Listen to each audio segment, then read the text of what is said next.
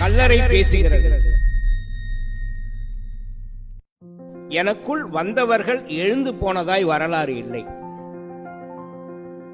அவர் மட்டுமே உயிர்த்து எழுந்து போயிருக்கிறார், வரலாற்றை மாற்றி எழுதியிருக்கிறார். மன்னாதி மன்னர்களையெல்லாம் மண்ணோடு மண்ணாக்கியவன் நான், மண்ணோடு மண்ணாக்கும் என் கனவை முதலாய் அவர் மண்ணாக்கி சென்றிருக்கிறார். வெள்ளை அடிக்கப்பட்ட கல்லறைகளுக்கு மத்தியில் நான் கொள்ளை அடிக்கப்பட்ட கல்லறை. விருந்தும் மருந்தும் 3 நாட்கள் என்பதாலோ கல்லறைக்கே விருந்தாளியாய் வந்து 3 நாட்களில் சென்று விட்டார். கல்லறை மற்றவர்களுக்கோ முற்றுப்புள்ளி, அவருக்கோ அது தொடக்க புள்ளி.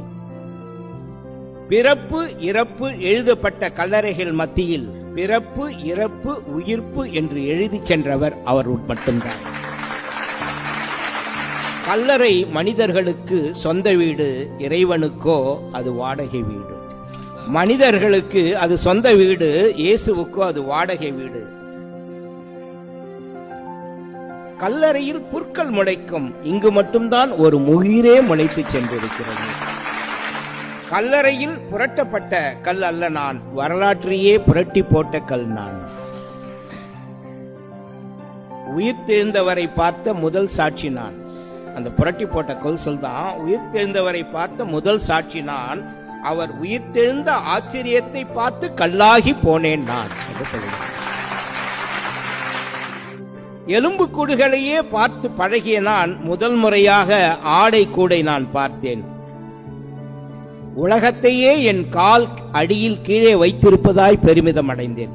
உலகத்தையே என் கால் அடியின் கீழ் வைத்திருப்பதாய் பெருமிதம் கொண்டேன். முதல் முறையாய் அவர் காலடியில் நான் இருப்பதை உணர்ந்தேன். மண்ணிலிருந்து வந்தவரை மண்ணுக்குள் வைப்பது எளிது, விண்ணிலிருந்து வந்தவரை மண்ணுக்குள் அடைப்பது அவ்வளவு எளிதல்ல என்பதை உணர்ந்தேன். மீண்டும் மேசியா வருவார் என காத்திருக்கிறேன். நீதிமான்களின் கல்லறைகள் திறக்கும் அந்த நாளை ஆச்சரியத்தோடு பார்க்க கண்கள் பூத்திருக்கிறேன்.